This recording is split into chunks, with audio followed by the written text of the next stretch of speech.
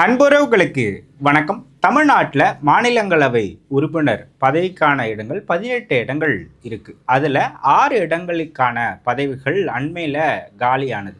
அந்த 6 இடங்களுக்கான வேட்பாளர்கள் அறிவிக்கப்பட்டுட்டாங்க. இப்போ அவங்க வேட்பு மனுவும் தாக்கல் பண்ணிட்டு இருப்பாங்க. யார் தமிழ்நாட்டின் சார்பில் 6 பேர் மாநிலங்களவை உறுப்பினர்களாக ஆக போகிறாங்க அப்படின்றது தான் இந்த காணொலியில் நம்ம பார்க்க போகிறோம்.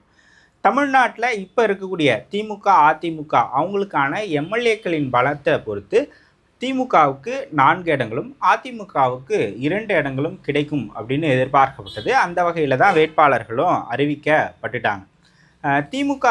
திமுக கூட்டணியை பொறுத்த வரைக்கும் திமுக 2 இடங்களில் போட்டிடுறாங்க. திமுக அதன் கூட்டணி கட்சிகளுக்கான தேமுதிகவுக்கும் காங்கிரஸுக்கும் தலா 1 இடங்களை கொடுத்துருக்குறாங்க. அதே போல் அதிமுக 2 இடங்களில் போட்டியிட முடியும்.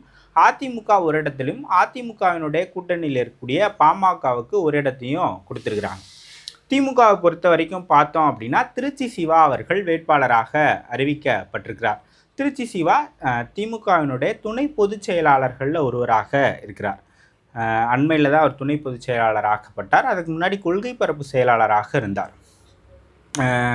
மிசா சிவா அப்படின்னு அழைக்கப்பட்டு அதன் பிறகு திருச்சி சிவாவாக அவருடைய பெயர் மாற்றப்பட்டது.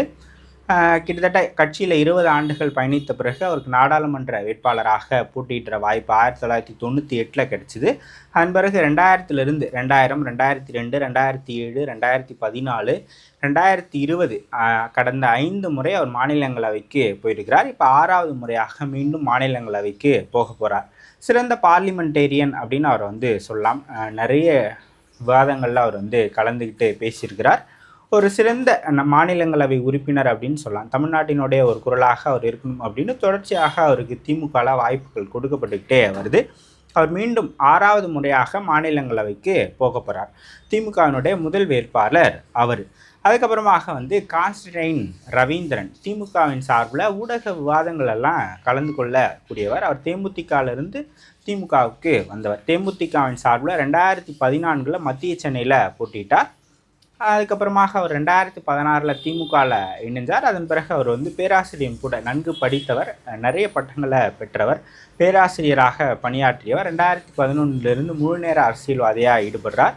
விஜயகாந்த் கட்சியில் பயணித்தார். அதன் பிறகு திமுகவுக்கு வந்தார். திமுகவின் சார்பில் ஊடக விவாதங்கள்லாம் கலந்துக்கிட்டு தன்னுடைய வாதங்களை திறமையாக எடுத்து வைக்கக்கூடியவர் கான்ஸ்டன்டைன் ரவீந்திரன். அவர் திமுகவின் சார்பில் அவர் மாநிலங்களவைக்கு போகிறார். திமுகவின் சார்பில் இந்த 2 பேர். அதுக்கப்புறமாக தேமுதிகவின் சார்பில் எல்கே சுதீஷ் அவர்கள் வேட்பாளராக அறிவிக்கப்பட்டிருக்கிறார். சுதீஷ் தேமுதிகவினுடைய பொருளாளராக இருக்கிறார். தேமுதிக பொதுச் செயலாளர் பிரேமலதா விஜயகாந்த் அவர்களுடைய தம்பி, விஜயகாந்த் அவர்களுடைய மைத்துனர் அப்படின்னு சொல்லலாம். ஸோ தேமுதிக 2006 ஆரம்பிக்கப்பட்ட கட்சி ஆரம்பிக்கப்பட்டதில் இருந்து தொடர்ச்சியாக 2009 அதாவது லோக்சபாலையும் வெற்றி பெறலை. இது வரைக்கும் அவங்க லோக்சபாவில் வெற்றி பெற்றதே இல்லை. முதல் முறையாக நாடாளுமன்றத்துக்கு அவங்க போகிறாங்க. கடந்த தேர்தலில் 2024 அதிமுக கூட்டணியில் பயணித்த போது 1 இடம் ராஜ்யசபா அவங்களுக்காக ஒதுக்குறோம் அப்படின்னு சொல்லப்பட்டது. ஆனால் அதுக்கப்புறம் கொடுக்கப்படலை. ஸோ அங்கே அவங்க ஏமாற்றப்பட்டதாக அவங்க உணர்ந்து தான் இந்த முறை திமுக கூட்டணிக்கு வந்தாங்க. திமுக கூட்டணியில் ப்ராமிஸ் பண்ணாங்க. அதன்படியே அவங்களுக்கு ஒரு சீட்டு கொடுக்கப்பட்டிருக்கு. எல்கே சுதீஷ் அவர்கள் நாடாளுமன்றத்துக்கு போகிறார். அவரும் முதல் முறையாக நாடாளுமன்றத்துக்கு போகிறார். தேமுதிகவும் முதல் முறையாக நாடாளுமன்றத்துக்கு போகிறாங்க. அதுக்கப்புறமாக காங்கிரஸுக்கு 1 இடம் ஒதுக்கப்பட்டது. காங்கிரஸ் யாரை வேட்பாளராக அறிவிச்சிருக்கிறாங்க அப்படின்னு பார்த்தீங்கன்னா கிறிஸ்டபர் திலக் என்பவர், திருச்சியை சேர்ந்தவர். அவரை வேட்பாளராக அறிவித்திருக்கிறார். அவர் காங்கிரஸினுடைய வடகிழக்கு மாநிலங்களுக்கான பொறுப்பாளராக இருக்கிறார். ஸோ திமுக 2 இடம், தேமுதிக 1 இடம், காங்கிரஸ் 1 இடம். இது திமுக கூட்டணி.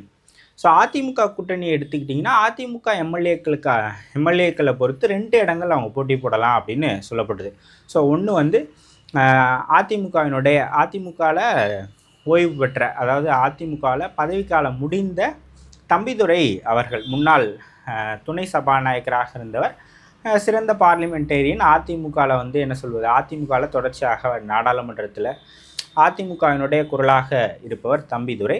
ஸோ அவர் மீண்டும் நாடாளுமன்றத்துக்கு போகிறார் அப்படின்னு சொல்லலாம். ஸோ தம்பிதுரை அதிமுகவில் கொள்கை பரப்பு செயலாளராக இருக்கிறார். ஸோ அவரும் வந்து மீண்டும் நாடாளுமன்றத்துக்கு அதிமுகவின் சார்பில் போகிறார், மாநிலங்களவைக்கு போகிறார். இன்னொரு இடம் காலியானது வந்து பாமகவுக்கு கடந்த 2019 தேர்தல் அப்போ பாமகவுக்கு ஒரு ராஜ்யசபா இடம் வந்து கொடுக்கப்பட்டது. ஸோ அதில் அன்புமணி அவர்கள் போட்டியிட்டு வெற்றி பெற்றிருந்தால் அன்புமணி அவர்கள் போட்டியிட்டு போயிருந்தாங்க. அவருடைய பதவிக்காலம் இப்போ தான் முடிஞ்சுது. மீண்டும் அதிமுக கூட்டணியில் ஒரு இடம் பாமகவுக்கு ஒதுக்கப்பட்டது. அந்த பாமகவுக்கான ஒரு இடத்துல மீண்டும் அன்புமணி ராமதாஸ் அவர்கள் நாடாளுமன்றத்துக்கு போகிறாங்க. ஸோ 6 பேர். அந்த 6 பேர் யார் அப்படின்னு பார்த்தீங்கன்னா, திருச்சி சிவா, கான்ஸ்டைன் ரவீந்திரன், அதுக்கப்புறமாக எல்கே சுதீஷ், காங்கிரஸ் சார்பில் கிறிஸ்டபர் திலக், அதிமுக சார்பில் மு தம்பிதுரை, பாமக சார்பில் அன்புமணி ராமதாஸ் அவர்கள். இந்த 6 பேர் தான் இப்போ அண்மையில் காலியான 6 நாடாளுமன்ற மாநிலங்களவை உறுப்பினராக தமிழ்நாட்டின் சார்பில் போகிறாங்க. ஸோ இந்த 6 பேரை பற்றி நீங்கள் என்ன நினைக்கிறீங்க, அவங்களுடைய செயல்பாடுகள் எப்படி இருக்கணும் அப்படின்னு நீங்கள் விரும்புகிறீங்க அப்படின்றதெல்லாம் கமெண்ட் செக்ஷனில் சொல்லுங்கள். நன்றி, வணக்கம்.